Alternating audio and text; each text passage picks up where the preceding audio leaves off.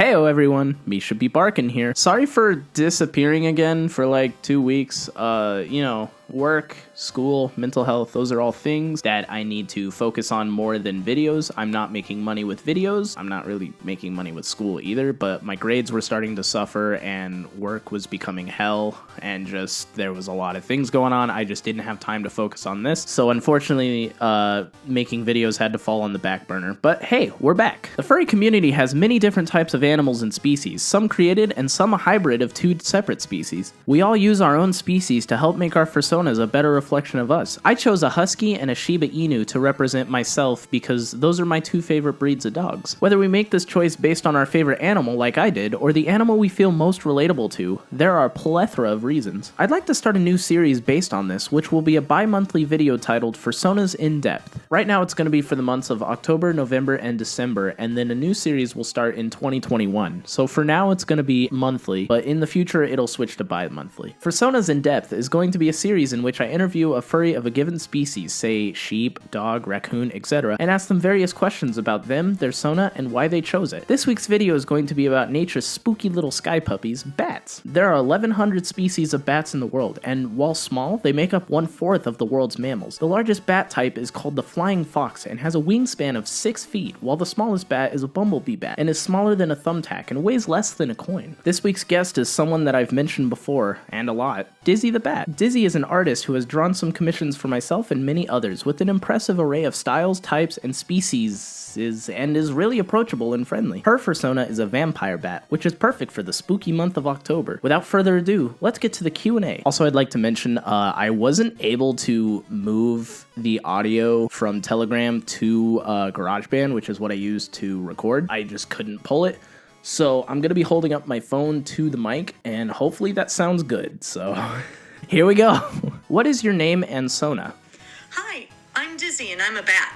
Well, technically I'm a bat dragon, but mostly bat, so it still counts. How involved are you in the furry community? I'm pretty involved in the community, but I've never been to a con before. And my true involvement only started like 2 years ago. I was always on the sidelines before then, but the community has given me so much more confidence to step out and do more. What made you choose this sona? Why am I a bat? Oh my god, you can't just ask someone why they're a bat. Well, I've always liked misunderstood critters, and I don't really like to go for animals that I don't have much of a connection with.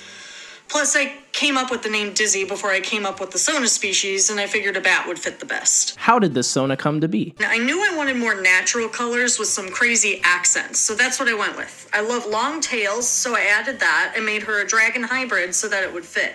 Her eyes came before anything else and have been the only thing of her that has ever stayed consistent. Have you ever met another fur with the same sona? I've met plenty of other bats since starting out with Dizzy. It's been really fun to connect with people that have the same species. It's actually kind of amazing how you can make friends that way. Any fun facts about the species you chose? Now it's time for a segment that I call Bat Facts. Did you know that bats are the only mammals who can truly fly? I bet you did. But whatever, it's a cool fact. They also eat mosquitoes, and I hate those things, so thanks, bats! If you could choose a different species to be your primary fursona, what would it be and why? I'm really happy with how Dizzy's turned out as a character and as a sona, but if I could change my sona into any other species, it'd probably be a cow. They're my favorite animal, and they're so cute.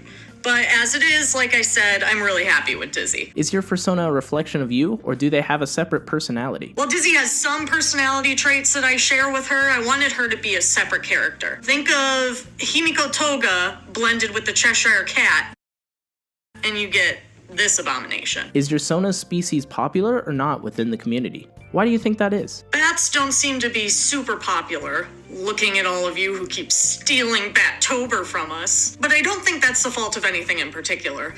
People choose animals for their sonas that they can connect with, and the most readily available animal who was literally bred to connect with us are canines. So that's probably why there's lots of those.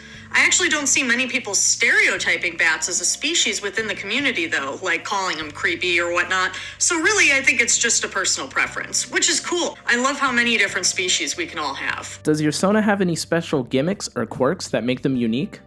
For example, Beta Eta Delota and his life jacket. As for gimmicks, I'm an artist who likes kaijus, so I love making Dizzy really, really big.